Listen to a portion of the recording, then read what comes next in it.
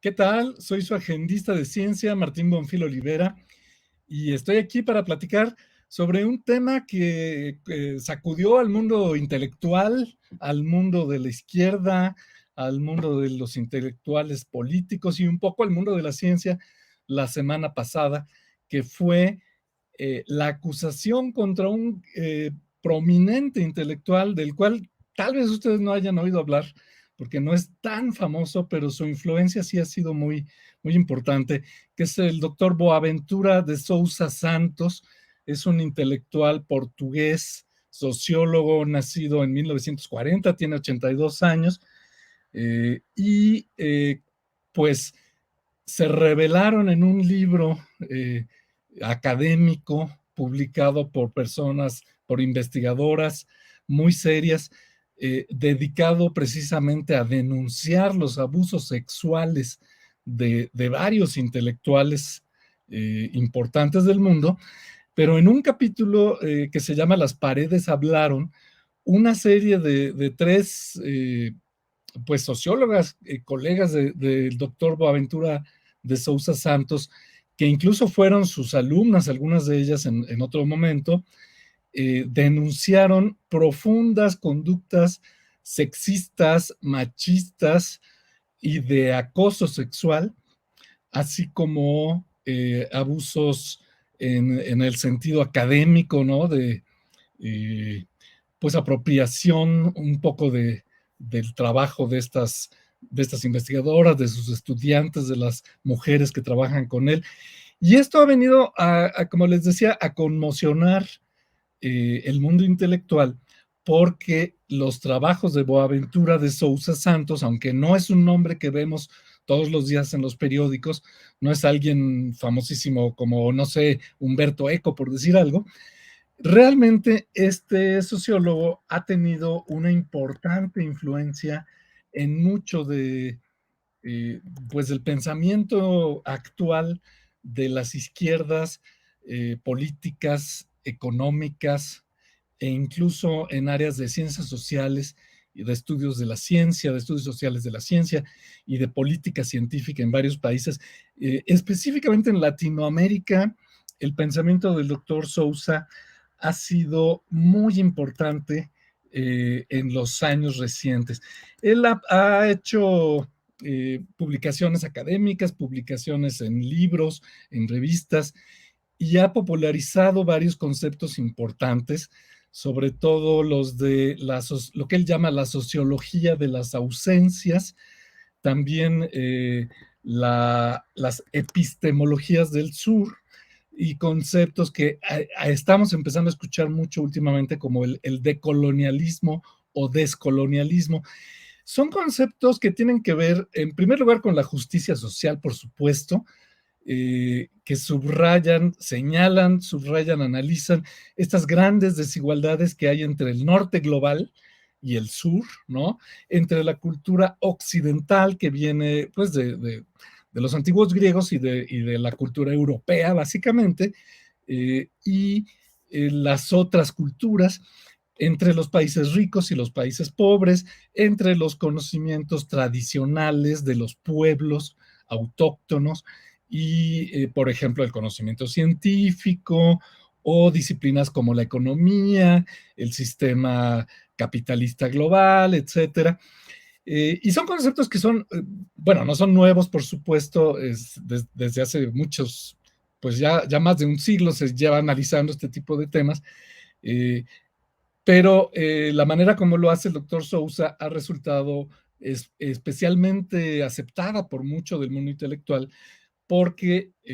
retoma aspectos que en este momento están siendo muy importantes. La defensa del ambiente frente al cambio climático y la crisis climática,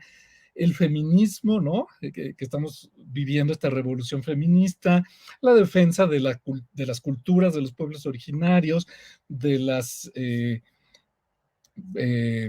independencias, ¿no? De los distintos países, ¿no? De la autodeterminación de los distintos países, de los abusos de poder, entre los países imperialistas, entre las grandes potencias. Eh, lo malo es que la manera como lo plantea el doctor Sousa y sobre todo la manera como se ha interpretado en muchos lugares es llevarlo a un extremo en que en vez de servir para buscar soluciones, polariza, ¿no? Polariza entre norte y sur, entre pobres y ricos, entre occidente y culturas originarias, entre ciencia y conocimientos tradicionales. Y en particular en México, la política que en este sexenio se ha adoptado en el Consejo Nacional de Ciencia y Tecnología, el CONACYT, ya desde la primera propuesta de plan para el CONACYT en este sexenio que presentó la directora nombrada por el presidente López Obrador, la doctora María Elena Álvarez Builla Roses, si uno analiza su discurso, si uno analiza sus planes de trabajo, las propuestas de ley del CONACYT que se reformó, de ley orgánica del CONACYT, y la propuesta que se está discutiendo en este momento y que esperamos que no se vaya a aprobar por un albazo legislativo de nueva ley de ciencia, humanidades, ciencias y tecnología que ha presentado la propia doctora, uno va a encontrar profundas influencias del pensamiento decolonialista, de epistemologías del sur, de Boaventura de Sousa Santos. Eh, Esto explica muchas de las tendencias y de las pésimas decisiones que se han estado tomando en el CONACYT, desde el CONACYT en este sexenio, el de equiparar los conocimientos tradicionales e incluso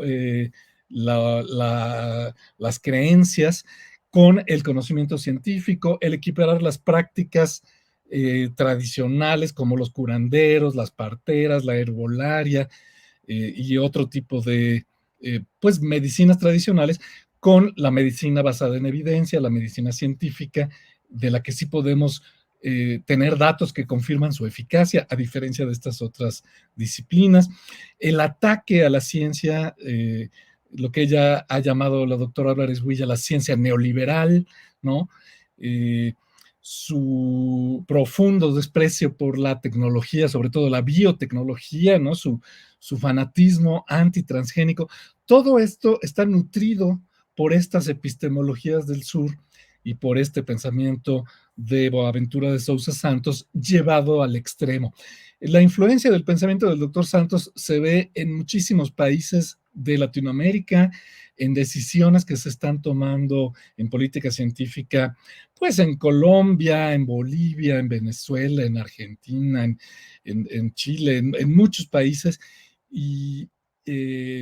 pues en algunos casos cuando se hacen de manera extremista, polarizante, en que se ve las cosas o negro o blanco, y sobre todo que se privilegia el criticar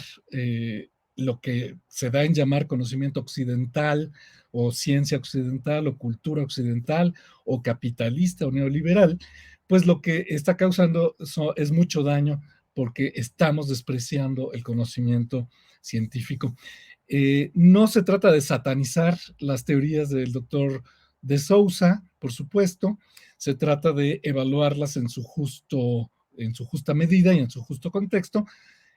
pero el que este personaje ahora haya sido revelado como un acosador, como un abusador, alguien que ejerce, utilizando sus mismas palabras, dicen quienes lo acusan, eh, el extractivismo no intelectual o epistémico, como él lo llama, sino en este caso el extractivismo sexual y extractivismo académico, dicen las intelectuales que lo acusan, pues nos hace pensar que hay que reevaluar qué tan dispuestos estamos a utilizar sus teorías para tomar decisiones en nuestros países. Eso es lo que quería compartir con ustedes. Veremos qué pasa con el caso Boaventura de Sousa Santos. Soy Martín Bonfil Olivera de la Dirección General de Divulgación de la Ciencia de la UNAM y soy su agendista de ciencia.